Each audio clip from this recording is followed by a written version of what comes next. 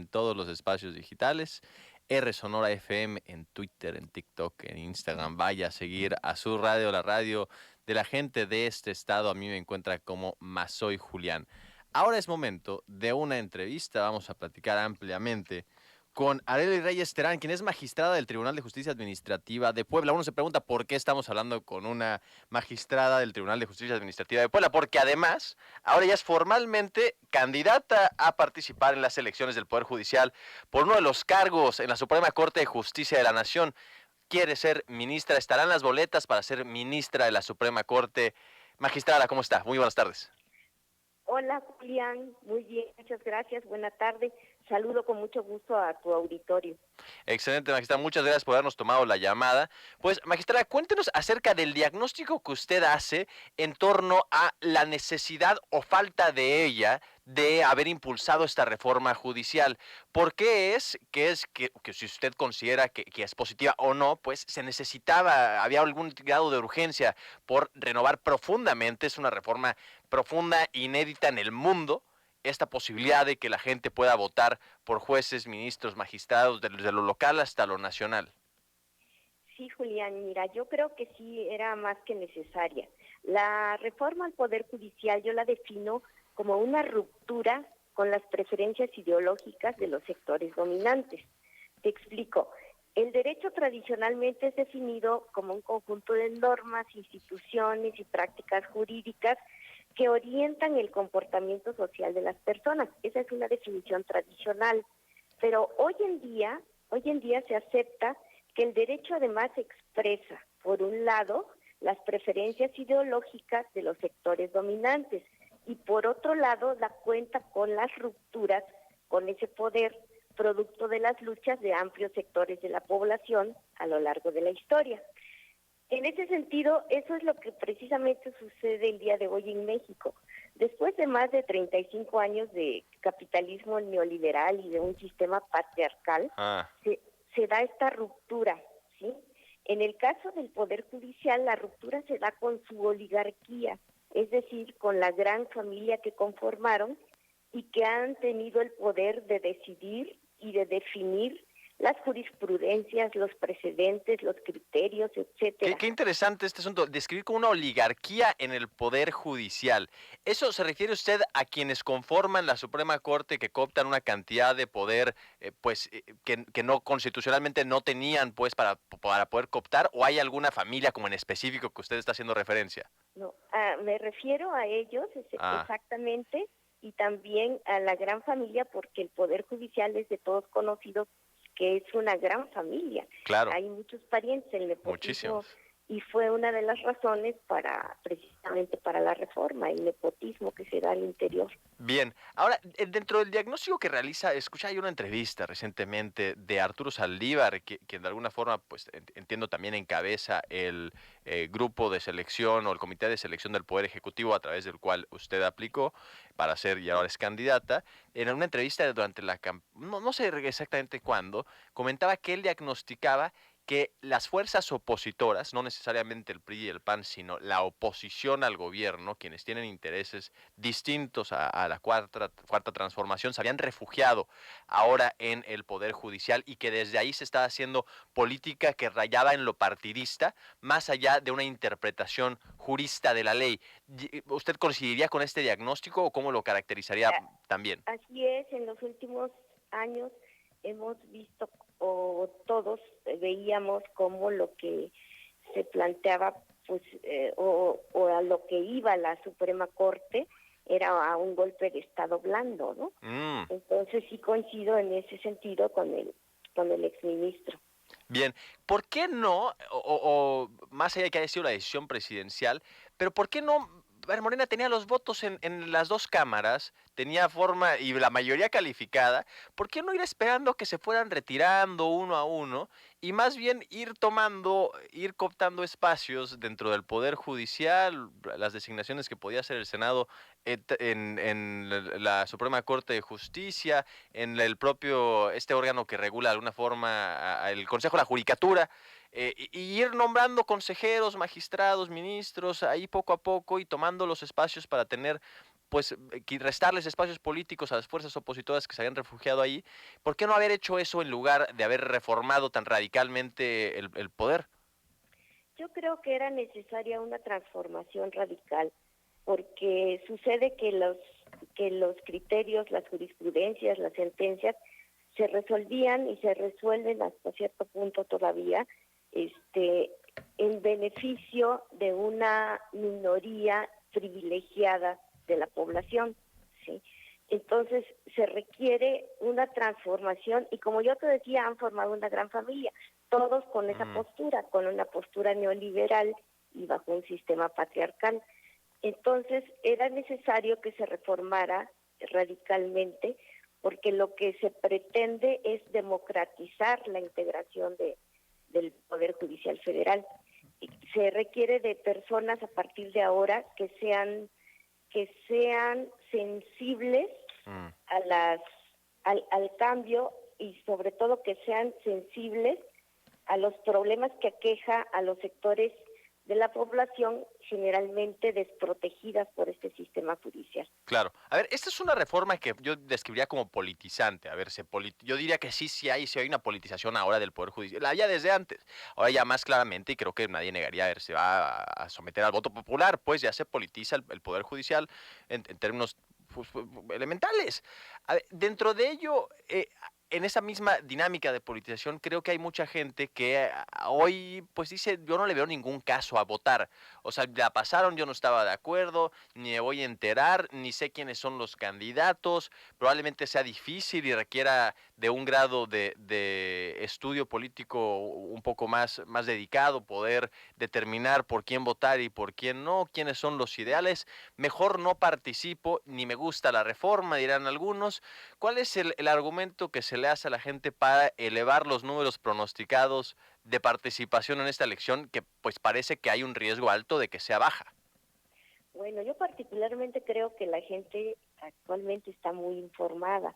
Entonces, y yo creo que con las medidas que tome el INE, esa participación, esperemos que así sea, va a crecer, va, va a crecer y decirle a la gente que es importante el voto popular libre, secreto y directo para elegir a los miembros del Poder Judicial, porque quienes lleguen se harán responsables ante la sociedad de las decisiones que tomen y serán sensibles, como te decía yo, a los problemas que aquejan a amplios sectores de la población tradicionalmente vulneralizados por ese sistema capitalista neoliberal. Bien, ya quiero empezar a pasar, después también vamos a dedicarle otro bloque a esta entrevista, pero quiero empezar a pasar a un nuevo momento en donde nos vaya explicando, magistrada, acerca de quién es Arely Reyes Terán. Sobre de ello, opiniones como de temas muy específicos. ¿Qué opinión le mereció cuando, entiendo, hace 2 años, cuando inicia la confrontación un poco, cambia de tono la confrontación entre el Poder Judicial y el Poder Ejecutivo? La ministra presidenta de la Suprema Corte no se pone de pie para recibir al presidente López Obrador en el aniversario de la Constitución de 1917 en el teatro, este teatro histórico de Querétaro, y no aplaude al discurso del presidente López Obrador. ¿Qué pensó usted en ese momento? Bueno, yo creo que fue una evidente falta al protocolo del evento, ¿no? Y a la investidura del presidente. Bien, bien, bien, bien. ¿Y ahora qué valoración haría usted, como aspirante a la Suprema Corte, acerca de la presidencia, la gestión de la presidencia de Norma Piña? Bueno, pues se ha caracterizado precisamente por ha tomado decisiones en contra del interés público, que eso es lo que da pie también a la reforma. Como yo decía, ella ha beneficiado a pequeños grupos privilegiados de la sociedad, de la población, en detrimento, desde luego, de grandes sectores que ha desprotegido. Y ejemplos pues hay, ¿no? Basta revisar un poco las jurisprudencias, las sentencias, y encontraremos ejemplos de cómo se ha desprotegido a la población en beneficio de esa oligarquía, digamos. Claro. Ahora, hay quien argumenta que esta reforma le hizo falta a una serie de elementos, que no aborda asuntos como las fiscalías, no reforma la justicia local, deja, no sé, pues que hace falta una reforma más que del sistema de justicia, una reforma de la justicia misma, una reforma de los códigos penales, de los códigos de procedimientos administrativos, etcétera. Me gustaría también explorar un poco su opinión acerca de los alcances de la misma y pues cómo también impulsar un cambio más transformador, más allá de las personas en específico y la voluntad que puedan tener para hacer un cambio y no proponer algo como mucho más, más grave, más estructural, pues. Bueno, yo creo que esta reforma al Poder Judicial de la Federación es como un primer paso, Mm, ¿sí? Y luego a nivel estados, de igual forma se están realizando las reformas. También van a haber elecciones de jueces, magistrados en los estados. Entonces, digamos que es un primer paso. Yo considero que debe haber un segundo paso que toque el tema de las fiscalías, que toque el tema, por ejemplo, del sistema de justicia penal. Yo me he dedicado muchos años de mi vida al tema de la defensa de los derechos de las mujeres. Y interesante. una cuestión que yo veo, por ejemplo, en el sistema de justicia penal, es que los casos de violencia familiar difícilmente llegan a un juicio oral o Sí. a un procedimiento abreviado. Magistrada, se me acabó el tiempo de este bloque. Vamos a ir a un corte. Regresamos en un minuto. Quédese con nosotros, por favor. En un minuto volvemos. Pausa y volvemos.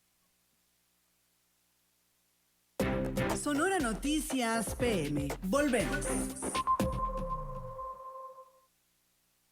El gobierno de Sonora te ayuda a proteger a quienes te dan amor incondicional. Mantén a tus perros y gatos seguros y saludables. Te invitamos. Ahora, si usted llega a la Suprema Corte, ¿usted va a ganar más o menos que la presidenta de la República? Menos, Menos. desde luego, como lo marca la Constitución. Bien, los ministros no deben de ganar más que el presidente, que la presidenta. No, es una disposición constitucional. Excelente, un buen dato que creo que mucha gente debe saber para saber por quién votar o por quién no votar. Ahora, usted, dentro de los requisitos jurídicos que se requerían para aplicar, para ser candidato y ser seleccionado por uno de estos comités, se necesitaban presentar cartas de recomendación o cartas de, no sé cómo llamarlo, que acrediten la buena reputación. ¿Usted cartas de quién presentó? Presenté cartas de unos compañeros de trabajo y de otras personas, digamos, que trabajan en el SAT, por ejemplo, me parece que presenté dos compañeros también. ¿Ningún que me militante de conocen. Morena la recomendó? No, nadie. Nadie, excelente. ¿Qué relación tiene usted? Entiendo que aplicó a través del Comité del Poder Ejecutivo. ¿Qué Así es. relación tiene usted, si es que alguna, con la Presidenta de la República? Con la presidenta de la República ninguna, absolutamente. Ninguna, excelente. ¿Con Arturo Saldívar? Tampoco. No Tampoco. tengo el gusto de conocer. Entonces, hay este gran mito de que todo el mundo que fue seleccionado pues fueron seleccionados directamente por la presidenta o por Adán Augusto, por Ricardo Monreal, por Gerardo Fernández Noroña, por quienes controlan los poderes que seleccionaron a los candidatos, quienes controlan a los comités. ¿Usted siente que de alguna forma le debe algún favor a alguien por ser ahora candidata a la Suprema Corte? No a nadie en absoluto, no es mi caso. Excelente, qué interesante. Entonces resulta más mito que realidad este asunto. Así es, yo considero que sí es un mito. Bien interesante. Ahora, ¿qué tipo tuvo usted una entrevista con el Comité de Evaluación del Poder Ejecutivo? Sí, ¿Qué tipo de preguntas le hicieron? preguntas técnicas, sobre todo mi posición sobre problemáticas del derecho, problemáticas técnicas. Bien, es como más allá, algún como caso en particular que le hayan dicho usted cómo votaría aquí o allá, o más, Exacto. sí, Sí, así fue efectivamente. ya, interesante. Ahora, ¿qué posición hubo? Uno de los momentos que rompe con la Suprema Corte o que tensa la relación que existía entre el Poder Ejecutivo y el Poder Legislativo, tuvo que ver cuando la Suprema Corte tira para abajo la reforma eléctrica y determina que no es, que impulsó el presidente López Obrador y que no se podía llevar a cabo y que había que continuar con el modelo energético del presidente, que había propuesto el presidente Peña Nieto. Me gustaría hacerle una pregunta como la que quizás habría recibido usted por parte del comité y preguntarle qué opinión le merecía a usted jurídicamente el fallo de la Suprema Corte en ese momento. Bueno, me parece una decisión incorrecta. Como yo he dicho, la Suprema Corte, por decisiones como esas, por ejemplo, es que yo afirmo que han beneficiado a un grupo minoritario y privilegiado, porque ahí lo que estaba en juego es el interés público, lo cual evidentemente no benefició a la Corte, sino actuó en detrimento del interés público. Excelente. ¿Usted milita en algún partido político? No, ninguno. Excelente. Y en cuanto a, ya pasando como allá la posibilidad de que usted también hable un poco más acerca de su trayectoria, aunque sí lo hemos hecho, entiendo que no se puede autopromocionar mucho, no obstante, no sé si esté dentro de lo legalmente permitido, que nos cuente alguna sentencia que usted diga, pues esto marcó mi trayectoria jurídica. Bueno, les puedo platicar de aquí del tribunal, del trabajo en el tribunal. Definitivamente en los casos de pensiones del ISSSTE se llama aquí en Puebla, Ajá. porque existía una renuencia de mis pares magistrados de entrar a estudiar el fondo del asunto cuando venían a un juicio de nulidad por las pensiones. ¿Pero qué quieren? ¿No pagarle pensiones a algunos trabajadores del gobierno del estado de Puebla? Exactamente, Ah. ellos se dedicaban más bien a archivar los casos, ¿no? Entonces hoy en día eso pues he logrado de alguna manera insistir en que se cambiara y en diciembre resolvimos por primera vez por unanimidad de votos una sentencia en la que se otorga la primera pensión para una docente de telesecundaria con muchos años de servicio. Entonces, esos son los casos que me llenan de satisfacción, por ejemplo.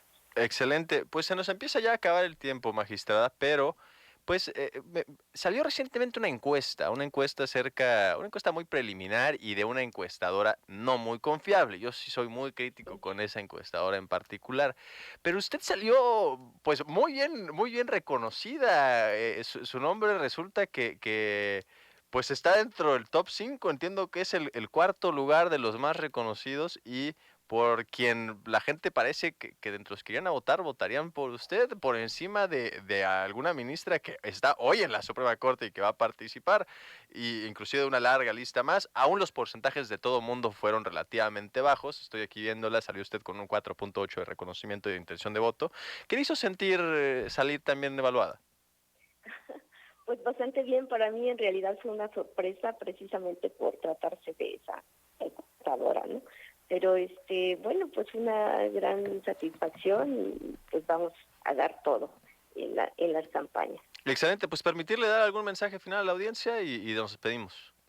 Bueno, solo decir que a mí lo que me interesa o lo que visualizo de la impartición de justicia es como una justicia transformadora, como un proceso transparente que tenga como principal interés alcanzar la igualdad a través de servidores públicos constantemente capacitados e instancias eficientes que operen a través de un paradigma de justicia social. Entonces, mi tendencia siempre será la justicia social, privilegiar los derechos de los amplios sectores poblacionales tradicionalmente desprotegidos, vulneralizados. Pero a partir de ello me surge otra nueva pregunta, magistrada. A ver, entiendo el argumento de que la justicia debe de procurar la justicia social y a los más vulnerables, etcétera. No obstante, hay quien hace la interpretación jurídica de que, a ver, el rol de quien imparte justicia no es procurar absolutamente nada más que la Constitución misma, más que el texto de la ley. ¿Cómo manejar estas dos tensiones? Decir, a ver, la justicia sí debe de ser más justa, por valga la redundancia, pero creo que se entiende, más humana el concepto. Y la otra es, pues, el rol del jurista es seguir la letra de la Constitución. Pues, si mis fallos no les gustan, cambien la Constitución. No, bueno, el derecho opera una figura que se llama suplencia de la queja deficiente. Y en el caso de estos grupos poblacionales vulneralizados o generalmente vulneralizados, nosotros como juzgadores tenemos la obligación de auxiliarlos, de aplicar ese principio que es la suplencia de la queja deficiente. Hay materias en donde el derecho se aplica en estricto sentido, en donde no opera esa suplencia. Entonces, en esos casos, no podemos hacerlo. Excelente. Muchas gracias, magistrada. Gracias por habernos tomado la llamada y nos hablamos pronto. A ti, Julián, a sus órdenes y saludos a tu auditorio. Muchas gracias, igualmente. Hasta luego. Pues esa fue una entrevista, conversión que sostuvimos con Arely Reyes Terán, quien es magistrada del Tribunal de Justicia Administrativa de Puebla y candidata ya a la Suprema Corte de Justicia de la Nación. Vamos a intentar estar contactando a distintos, pues ya candidatos a la Suprema Corte para que usted vaya conociendo, reconociendo algún par de nombres y pues es importante hacer aquí sí el gran esfuerzo de estar muy informado sobre esto. Son muchísimos los nombres y es nuestra obligación ciudadana estar al tanto de cada uno de ellos, o de los más posibles, para permitirnos dejarnos convencer o no de alguno o de otro. Este fue el perfil de Arely Reyes Terán. Vaya a seguir las redes sociales también si le interesó lo que tuvo que decir. Una posible candidata, una posible próxima ministra de la Suprema Corte de Justicia de la Nación.